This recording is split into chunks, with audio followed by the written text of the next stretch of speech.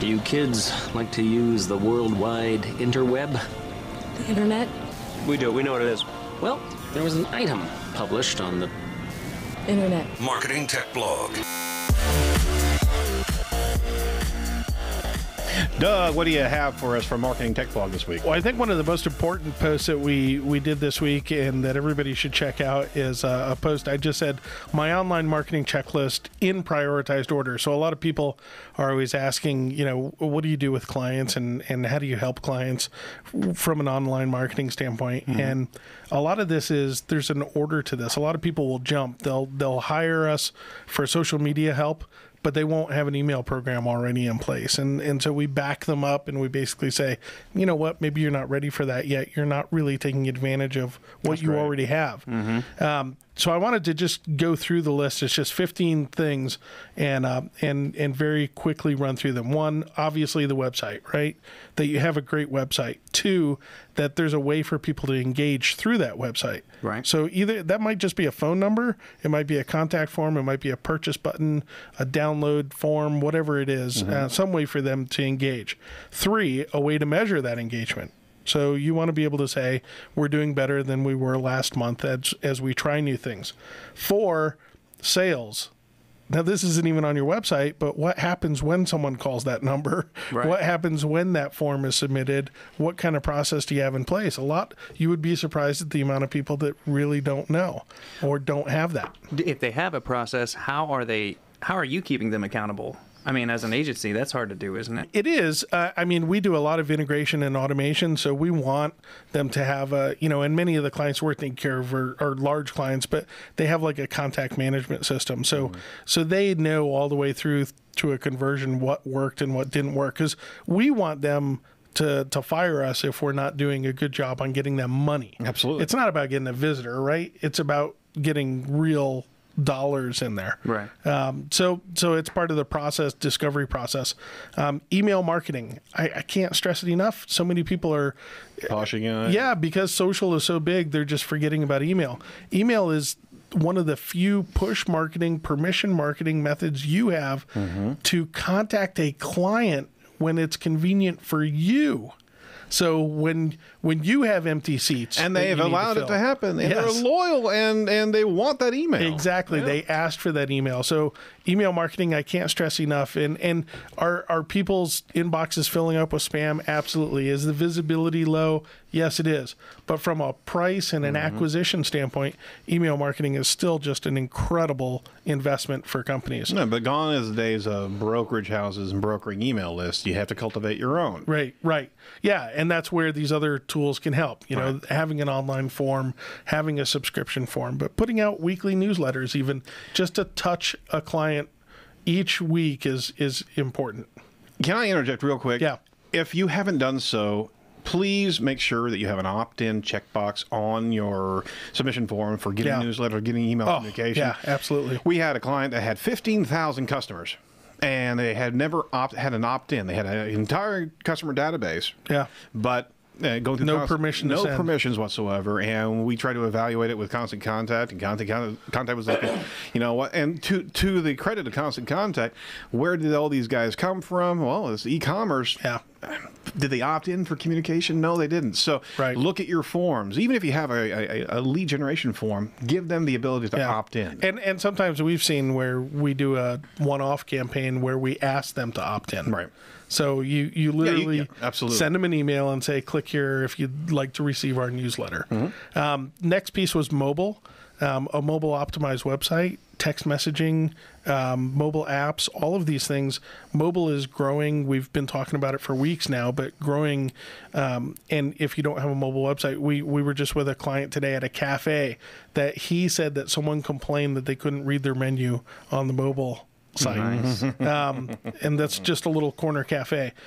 Search marketing, of course, just a huge, it's not changing. It's growing still. Local, and even if you're a national or international company, sometimes local search can drive a lot more results for you. It doesn't hurt your national. Reviews. Are there review sites that you should be on, that you should be monitoring, that you have bad reviews on? Content, of course. Are you pushing content out there? 11, social. having a Twitter presence, LinkedIn page, Facebook presence, Google Plus page, Instagram, Pinterest. We're not saying they all work, but as we're implementing things, social is down that list. It's like a number 11, which surprises a lot of people because we talk about social a lot. 12, promotion. You would be surprised at the amount of people that don't do any promotion around the content that they have. They have a beautiful website. You need to promote it. You need to let people know that it's there. It's not enough to just wait for everybody to come. Promotion works. It works fantastically. And then we start to get into some of the more sophisticated things, automation. So if I send you an email 10 days after you find something on my website, is there a way that we can automate that so that now you don't have to click send, that we can set up a system that automatically sends it and save you time and energy? And automation is growing bigger and bigger because we're doing more with less nowadays. 14, diversity. We talk about this a lot, and we've talked about this with Site Strategics, is it's awesome to bring in other agencies, other partners, other experts in and get their point of view. We're very focused unidirectionally in, when we're looking at a client, and every agency has a focus. Sometimes email is their focus. Sure. And sometimes search is the focus. Sometimes pay-per-click is the focus. Get a combination of agencies, That's a great thought. to look at you. And a good agency will enjoy that. They won't be, scared. And then the last thing, of course, is testing. Testing is one of those things that, there's things like A/B testing, which is basically you can pop up one of two web pages and then see which one's performing better. And Google has tools to do A/B testing with. And then there's multivariate testing where you can change 5 things on a continuous basis on the screen. As if your ADD wasn't enough. Yeah. And then over time, you can actually get results on what the best combinations are. That's cool. And testing is one of those things that it's so funny, but very few companies do it. Even the large companies that tout it.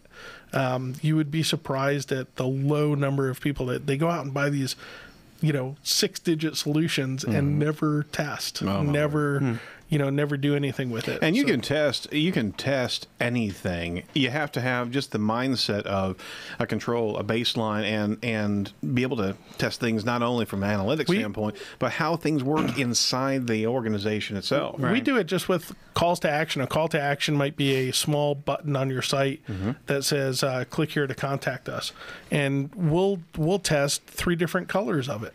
And we're doing right now, and green is getting a better click-through ratio than the other ones. Right. You would be surprised that just the color of a button can impact the amount of people that click through and purchase from you. I totally agree with you. I was just thinking, though, that I can see the hesitancy would be because you would think that, testing, what's after that? Well, it's the cost of implementing that change, and is that cost of implementing that change going to return the ROI that makes up for that? And that's the resistance, I think. And that's why I put it at the bottom, right? Is that's a good one. Get those measurements in place, get everything in place before you ever do that. You don't want to start doing A/B testing when you don't have a means of, collecting leads through your site. Good point. It doesn't matter. Right. It's a shotgun, and honestly, you'd recommend even a few things as opposed to all these various sources without being able to qualify what's working for them. And that's why I wanted to bring it up from a priority standpoint. Is the world is big with news about Twitter and news about Google Plus and news about Facebook,